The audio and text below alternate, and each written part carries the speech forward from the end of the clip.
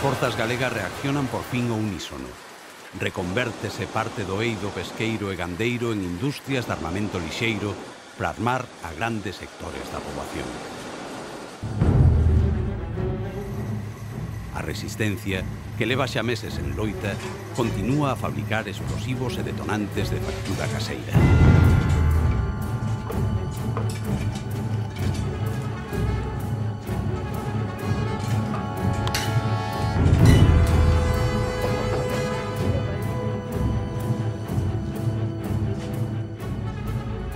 Co inimigo perto das costas, as cargas enterradas son un recurso eficaz e accesible mentre se retiran os montes do leste, fronteirizos con Asturias e León.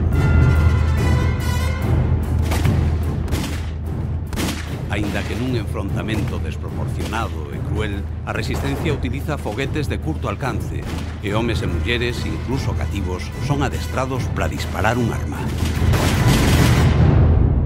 O enseño dos galegos, terra de grandes inventores, tamén contribúe á causa.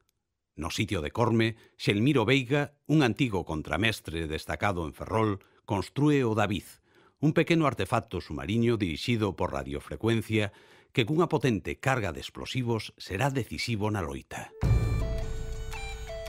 Varios destacamentos dos chamados da Infantería da Cabalo, o mando do xeneral portugués Francisco de Vasconcelos, marchan dende pontos equidistantes de Galicia para infundir moral entre a poboación e organizar e fornecer a resistencia no rural.